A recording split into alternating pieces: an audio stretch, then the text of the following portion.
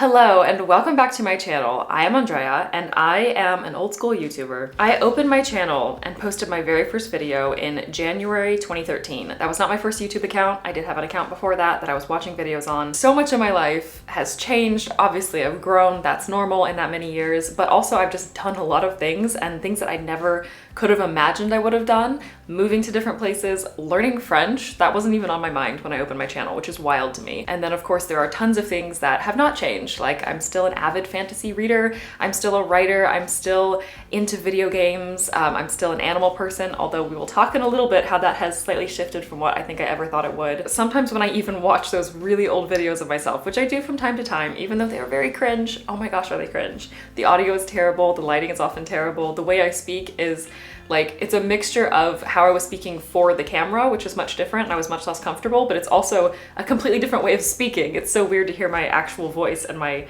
accent and all those things as well. But sometimes when I watch those videos, it doesn't quite feel like me, but I love it. You guys know I'm a nostalgic person. I love a good bit of nostalgia. So I had an idea. I used to make Q&A videos like all the time, and I thought it would be fun to select a few of those same questions that you guys asked me, possibly you right now watching this video if you used to watch me back in the day as well, to take some of those questions and answer them again and see how I've changed or not, and then go back and actually watch what I said and compare those answers. So that's what we're gonna do. I have gathered a handful of questions from a bunch of my old Q&As, and these are ranging from like 8 to 12 years ago, but I've gathered these trying really hard not to watch any of my answers. So I don't remember what I said for the vast majority of these. Some of them I think I could probably guess, but we will see as I go. The first question I had to start with because to me, this just feels like quintessential old school YouTube. It's from December 2014 and it's, do you believe in love at first sight? I think, I'm gonna guess, that my answer has not changed a whole lot over the years, but I will say that my experience with love as someone who has been in a relationship for over a decade now has definitely become a lot more concrete. So I think when I was younger, and we're gonna compare this to see if I'm actually right in this assumption, but I think when I was younger, I had a much more storybook sort of idea about what love was. So if you would ask me, do I believe in love at first sight? I would think about that storybook, love at first sight. Like when you're, watching a movie or reading a book and they meet eye contact and then everything around them slows down and the whole world comes to a halt. And it's like this, feeling, I'm going to marry that person one day. And I don't know that I believe in that specifically, but I do believe in what I would consider love at first sight. It's not necessarily love in the sense that I know it can be and I've experienced it, but it's also not just a lust at first sight or attraction at first sight, but it's a spark of curiosity. You see them, you're attracted, you're interested, you feel some sort of connection with that person that's very different from the other connections that you might feel with your platonic friends or just other people around you, and you're curious. It's like, I see you and I'm suddenly a little bit obsessed with you in like a healthy way, not a weird toxic way, and suddenly I just want to spend all my time with you and to get to know everything about you. It's not just a physical attraction, it's more than that. You want to know so much more about them, but you don't know it yet. So you don't actually know that you're in love in the sense that you might get later in a relationship once you actually know about a person and are still choosing them, that sort of love. So yeah, all that to say, I think I do believe in love at first sight, but I would define it differently than I think a lot of people do and what I probably did back in the day. So let's watch what I said. Do you believe in love at first sight? Okay, this is something to ask a romantic. I don't know. I know people in successful relationships who have said that from the moment they saw that person they knew, but also, I've known people who have had that feeling and then it didn't work. So if I had to say yes or no, I guess I'd say yes. Yeah, I think that's more or less what I expected younger me would say. Definitely a bit more pragmatic in the sense that I think I was actually answering the question, love at first sight or not love at first sight, rather than redefining love maybe, which is what I do now. Clearly, I've had a lot of time to think about it as someone who still considers herself a romantic. Yeah, come here. I don't have my question about animals yet, but come on, come sit on me. I can put my tea down for you. That's how much I love you. You gonna get on my lap? There he is. The next question is, are you an introvert or an extrovert? Do you happen to know your Myers-Briggs personality type? So I know that personality quizzes and personality types and stuff are not the end all be all. They're not, a certain way of knowing someone, but I personally love the Myers-Briggs test and I've taken it several times in the past like 10 years. And it's really interesting to see it shift and not shift. For the most part, my answers have stayed, somewhat the same, but the percentages definitely have shifted. And the one that's always the most noticeable is the actual question here, introvert versus extrovert. It's the only category that I have flip-flopped kind of back and forth over the years. The thing is though, this is the only category that is incredibly close every single time. No matter which side of the aisle I end up on, the extroverted or the introverted side, it's like 60-40 maximum. And I took it again just before doing this video, and once again, I have ended up with what typically is what I get these days, and that's INFJT. And once again, the introversion is 52% introverted, which means 48% extroverted. So yeah, I can't answer if I'm an introvert or an extrovert because I don't think I'm either. I really think I am an ambivert, as much as I hate that word. And I know that all of us have a little bit of introversion and extroversion in us and the potential to be a little bit of both, but I am really like down the middle. And I'm pretty sure that's what I said back in the day too. So let's see. Are you an introvert or an extrovert? Specifically, do you happen to know your Myers-Briggs personality type? Actually, I saw this question when you posted it, so I took the quiz again because it's been a long time. And apparently, according to the quiz, I am ENFJT. I don't know what that means. Pausing here. Yeah, so I was E at that point. And I think I was E the first time I took it, which was a couple years before this. And the 2020 shift was when I went INFJT. And otherwise, the other ones, the other categories have stayed completely the same. So let's go back to watching me. So I'm more extroverted than introverted. I'm more intuitive than observant. Apparently. I'm more feeling than thinking. I'm more judging than prospecting as far as tactics and how I plan things. And I am more turbulent than assertive, which is my identity, how confident we are in our abilities and decisions. Apparently I'm quite turbulent. I feel like most of that makes a lot of sense. There were some that were kind of 60-40, so it's not really like a hard right or left there. Yeah, the 60-40 was the introversion, extroversion. I think that was the most stark of a difference that I got between the two, that I was 60% extroverted at that point in my life, apparently. The others I am, pretty certainly on one side or the other. The, intuitive and feeling and judging, which in the video, I don't remember how I said it, but judging versus prospecting is like if you're a planner versus if you're a spontaneous sort of person. I'm a planner, I'm a to-do lister, you guys know that. And then turbulent, yeah, that's always been me. The next question is a little bit older. It's from May 2015, and it's what games have you been obsessed with in the past, and what games other than League of Legends have you been enjoying recently? I would still say, to this day, it's been 11 years since this, or almost, and I would still say if I had to just choose one game that I tend to play the most, it still would be League of Legends. It's the easiest to play because it's just on my laptop. Yes, I play on Mac, but it's just what I have. But also, in recent years, I have kind of developed a little friend group who will play League with me. And it's become a little bit of a social thing as well. And even at the time when I was first playing League, I was introduced to it by a friend. I'm not sure if I mentioned Assassin's Creed at this point because I'd only played the really old ones, but that has definitely become a game that I became obsessed with and have kind of off and on obsession moments with. Odyssey is my all-time fave now, which wasn't even out probably when this question was asked. And I have sort of recently rediscovered my love for like park building games. I used to absolutely love Roller Coaster Tycoon, but I bought Jurassic Park Evolution or Jurassic World Evolution, and it is so fun. I have my own little Jurassic Park and I could not love it more. So yeah, let's see which of these made the cut. Eagle asks, what games did you get obsessed with in the past? What games apart from LOL, League of Legends, have you enjoyed recently? I haven't really gamed that much recently, unfortunately. I have played some Call of Duty since I've been home. I was separated from my PS3 when I was overseas, and I haven't had a lot of time, but I have played some more. I miss it. I'm terrible now. In the past, some of the games that I've been obsessed with have been, let's see, my first game was probably Fire Emblem. Way back when I had a GBA, back in the old days. It was like back when they were being translated into English and being sold. So old, but I was obsessed with those games. I played them all the time. I always have my GBA in my pocket. Let's see, what else have I been obsessed with? Nancy Drew. I was obsessed with Nancy Drew. I still enjoy those games, but I was really obsessed with them for quite a while. I own every single one except I think the last two. Oh, and the Super Smash Bros. Phase. That lasted forever. I still play Nancy Drew sometimes too, like the old ones, the old school point and click. Next is, how do you take your coffee? This is tea, by the way. I'm pretty sure this answer has not changed at all. Of all the questions in this is the one I'm most confident about and will be the absolute most similar. And I will take my coffee anyway. Any way you serve it, any way it's available, any way I feel like. Espresso or black coffee or just like the most sugary dessert drink that you could possibly come up with, or actual dessert like, cakes and stuff that are espresso infused. I love it all. I just love the flavor of coffee. My typical go-to every morning is like a long black coffee. It's definitely gotten stronger over the years. I probably make it stronger than I would have back in the day, but the same sort of deal. No sugar, no cream, nothing, just a long black coffee. And then after that, it's pretty much just just whatever I feel like. I might have another black coffee later, I might do an espresso, I might do a cappuccino or a latte or a flat white or a dirty chai. It really depends on my mood. The only thing consistent is that I start with the black coffee. How do you take your coffee, and how did you come to the conclusion to your decision on how to take it? I take it any way it comes. With milk, with sugar, black, with pumpkin, caramel, vanilla. However you like it, I'm probably gonna like it. Most of the time I drink it just black just because calories and things, and I also really kind of need that kick in the morning. But probably my biggest guilty pleasure is the caramel brulee latte from Starbucks at Christmas time.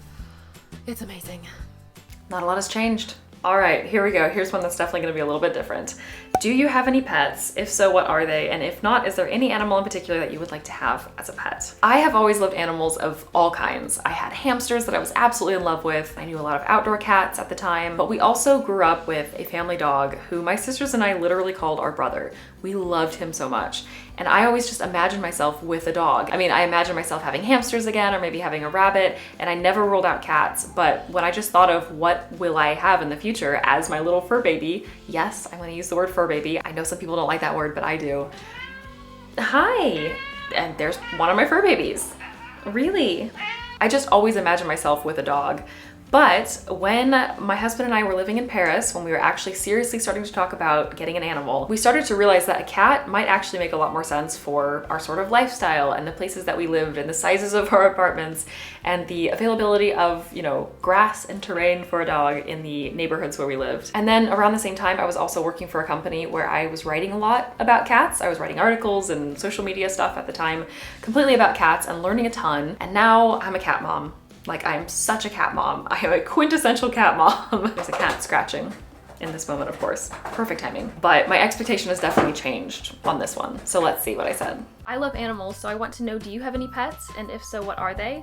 And if not, is there any animal in particular you would like to keep as a pet? I don't have any pets right now, which is a really weird time in my life because I've had a pet my entire life. My parents had a dog, I grew up with a dog, and he was the love of my life, and I miss him so much.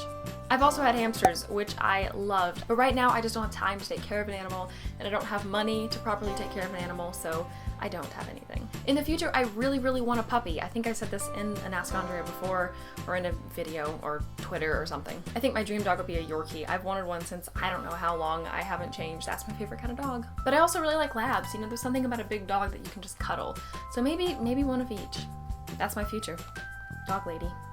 I definitely can't say I'm gonna get a Yorkie anytime soon because I didn't really know anything about the rescue world at that point or how important it was to rescue and not to buy a dog. I've since learned quite a bit, and now what I want more than anything, if I do decide to adopt a dog one day, is to adopt one of those dogs that are just some weird combination of like a million different breeds. One of those dogs that you look at and you're like, what is it? I don't really know, but it's cute. And I don't necessarily know that I would go as small as a Yorkie. My husband and I have talked, if we get a dog, it needs to be bigger than our cats. What's your favorite scene from Lord of the Rings, the movies or the books? All right, let's talk about Lord of the Rings. I'm gonna try and make it really short. Anything with Éowyn is an instant win for me. A lot of people also think first about her scenes with Aragorn, and you do have like one of her most iconic and memorable scenes, which is when she's talking about what she fears the most. It's an interesting moment between them, but it's also a very interesting moment for her as a character. But I think some of the most emotional ones for me are with Éomer. I absolutely love this brother-sister bond that they have. And the one that will just tear me up every single time is in the battle in Return of the King when Éomer sees her and thinks that she's died in the battle. Literally just thinking about it, I have chills right now. Like, I've just gotten chills just thinking about this scene. It's so powerful. It will bring me to tears like that. Most of the time when I cry in movies, I'm an easy crier, but it usually takes like a build up, and it has to be like the music and everything is building towards the sob, and then I will sob. This moment, within half a second, will destroy me. I also really love scenes with Merry and Pippin. A lot of people, when they talk about hobbit bonds or they think about like a bromance or a friendship or a love between hobbits, they think of Frodo and Sam. But for me, Merry and Pippin can be some of the most fun because they're funny, like they bring the comedy element, which I love, but they also have a lot of really heartfelt moments. One of my absolute favorite scenes, just as a whole, is Moria, but specifically the moment where Pippin knocks the chainmail down the tunnel and the whole battle starts. But what's most important in the scene is the sound of it, everyone pausing, Gandalf getting onto Pippin, and then the drums. Literal chills. Every time, does not matter what I'm doing, gotta stop, gotta watch it, gotta get chills. And then the entire scene throughout Moria is actually one of my favorites. The battle is one of my favorites choreographically and the showcasing of what the different characters can do. But yeah, I'm gonna stop talking about Lord of the Rings now because this video could go on for ages and ages and ages if I let myself keep going. What's your favorite scene from Lord of the Rings in the movies or the books? Oh no, I don't think I can answer this. I can tell you though some of my favorite scenes, and there are probably a billion more that I'll think about right after I turn off the camera. Probably one of my all-time favorite scenes is Helm's Deep, which is a major cop-out. I know, it's like the entire second half of the second movie. Not in the books. I didn't really like it in the books, obviously, because it was like much shorter than in the movie, but it was made so epic in the movies. There's also a little moment in the third movie where Éomer finds Éowyn lying next to Theoden's body, and he thinks that she is also dead. There's something about that moment. He's like crying and yelling, and it lasts about 5 seconds. And I swear those 5 seconds can bring me to tears. That is saying a lot about 5 seconds if they can bring you to tears in that amount of time. I also really like, I know I'm just gonna keep going on and on about this, but this will be my last one, I promise. I love the Mines of Moria in the first movie. These are all from the movies because I know them a lot better than I do the books. But yeah, the Mines of Moria, basically from the time they enter it until maybe around the time of the Balrog, but especially when Pippin knocks the armor down into the well. Starting from there on out, probably through the battle parts until they run, is probably one of my favorite times. It's just, the battle is so well choreographed. There are so many fun little lines and fun little moments. And when Pippin knocks down that armor, I swear I get chills every single time. There's no mystery left in it. I know exactly what's gonna happen and how it's gonna happen. I could practically quote it, but I get chills still. I'm so predictable. The next question is from February 2017, and that was just a few months after I moved to Paris. So it makes sense that someone would ask, did your French slang comprehension improve when you moved, and what's your current favorite French expression? Since then, I have lived in Paris for 5 years. I've lived in Montreal for a brief but very impactful moment in my life. And I also now, regardless of where I move and where I go, I end up making Francophone friends. Because I speak French, because I have French nationality, of course my husband is French. So yeah, my French slang definitely improved when I was in Paris. And once in a while, I like to just throw one out that's like really funny or really like slang, like super slang, just to kind of surprise my husband, because we don't speak French together, but we do speak French when we're in groups, like with his family or with our friends. So once in a while, I'll try and throw out a French expression just to kind of see what his reaction is. And one that I did, it's been several months ago now, but one that I threw out was "Je suis en PLS." And it basically means just like you're having a lot of anxiety or you're in distress, like you don't feel good.